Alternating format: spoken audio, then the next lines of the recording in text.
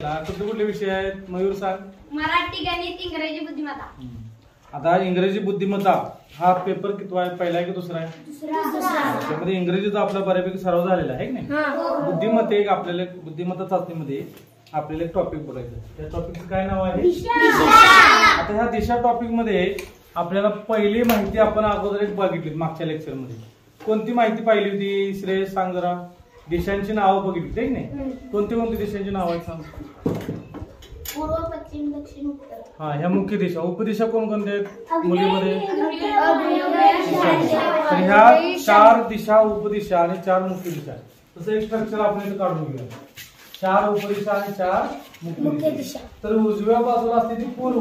इकडं ज्यावेळी आपण फळ्यावरती किंवा कागदावरती त्या दिशा तयार करतो किंवा ते स्ट्रक्चर तयार करतो त्यावेळी नेहमी उजव्या बाजूला कोणती दिशा पाहिजे? पूर्व. त्याच्या अपोजिट साईडला पश्चिम. त्यानंतर इकडं दक्षिण आणि वरती उत्तर. Very good. तशाच उपदिशा पण आहे.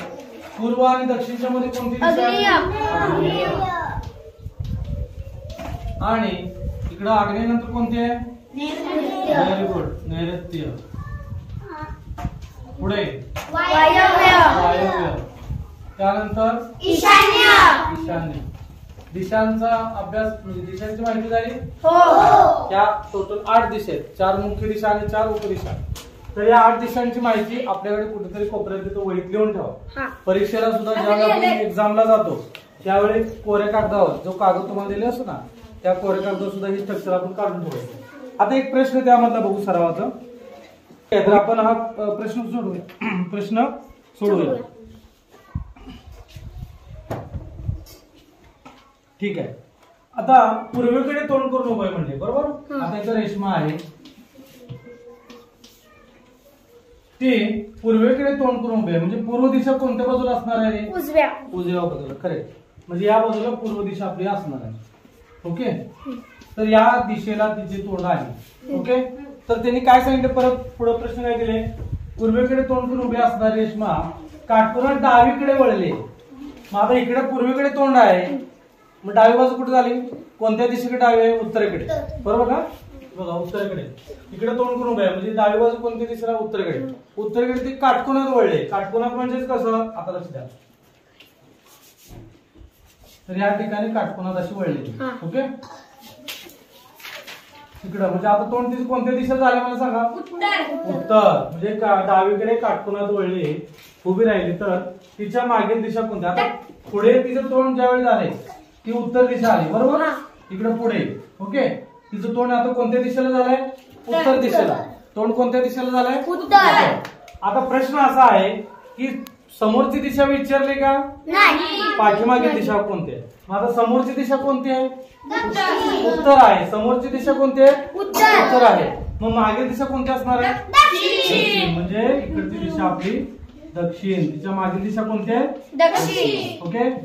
समजलं? हो. ठीक आहे. लिहून घ्या. प्रश्न दिसतो. आता दिशा या घटकामध्ये आणखी एक दुसरा प्रश्न आपण बघणार आहे. अहमद दक्षिणेकडे तोंड करून उभा होता. तो सरळ 50 मीटर चालत गेला आणि तिथे काटकोनात डावीकडे वळून सरळ 50 मीटर चालत गेला व तेथे थांबला तर तो मूळ ठिकाणाच्या कोणत्या दिशेस असावा म्हणजे. प्रश्न समजला का? तर या ठिकाणी आपल्याला काय करायचं आहे? त्याचं अंतर काढायचं आणि अंतर बघून कोणत्या दिशेला तो उभा आहे ते शोधायचं. चला आपण सोडूया का? प्रश्न समजला सर्वांना? ठीक आहे. आता यामध्ये अहमद या ठिकाणी आपण अहमद असं त्याचं पहिला अक्षर इथं लिहूया आणि टिंब काढूया. त्या ठिकाणी तो उभा आहे सुरुवातीला. त्याचं तोंड कुणीकडे पहिल्यांदा? म्हणजे या दिशेला तोंड आहे. बरोबर. कारण आपण हे दिशेचं चक्र बघितले नाही की नाही?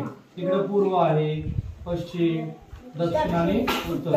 तर ह्या चक्रानुसार किंवा ह्या आकृतीनुसार म्हटलं तर पहिल्यांदा आपल्याला त्याचं तोंड कोणत्या दिशेला दाखवावं लागणार आहे? दक्षिणेला.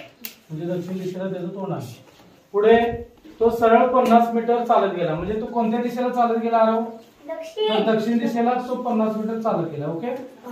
50 मीटर. त्यानंतर तिथे काटकोनात डावीकडे वळला. आता इथं तो थांबला नाहीये, इथं चालत गेला, इथं 50 मीटर पर्यंत आलाय, परंतु तो परत काय केलं त्याने डावीकडे, आता दक्षिणेकडे इकडे आलाय बरोबर. मग त्याची डावी दिशा आहे बरोबर, दक्षिणेकडे तोंड आहे म्हटल्यानंतर डावी दिशा कोणत्या बाजूला असणार आहे, पूर्वेकडे बरोबर. तर तो पूर्वेकडे म्हणजे डाव्या दिशेला, म्हणजे कोणत्या दिशेला जाणार आहे, म्हणजे पूर्वेकडे जाणार. पूर्वेकडे किती गेलाय बघा, तिथे काटकोनात वळला आणि डावीकडे वळून पूर्वेकडे गेलेला. तर तो पूर्वेकडे 50 मीटर एवढंच अंतर गेलाय बघा, एवढंच अंतर आहे का, हे 50 मीटर गेलेला आहे काटकोनात. ओके. तर आता तो इथे येऊन थांबलेला आहे बरोबर. मूळ ठिकाण कुठं आहे त्याचं, मूळ ठिकाण इथं आहे बरोबर. आता तो इथे येऊन थांबलाय. ओके. तर त्यांनी काय विचारलं प्रश्न, डावीकडे 50 मीटर चालत गेला व तेथे थांबला तर तो मूळ ठिकाणाच्या कोणत्या दिशेला विचारलं. तर इथं या बाजूला तुम्हाला माहिती आहे इकडे कोणती दिशा असणार आहे, पूर्व, इकडे उत्तर. ओके.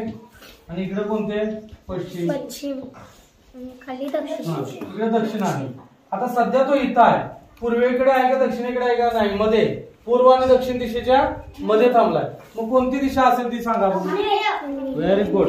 कोणते, आग्नेय दिशेला थांबलेला. आपलं उत्तर काय आलेलं आहे, आग्नेय दिशा. हे लक्षात आलं का. ज्यावेळी असा प्रश्न विचारला जातो त्यावेळी असं स्ट्रक्चर तयार करायचं आहे. तर याचं उत्तर काय आलं आपलं, आग्नेय. तर सर्वांनी हे स्ट्रक्चर लिहून घ्यायचं वहीमध्ये.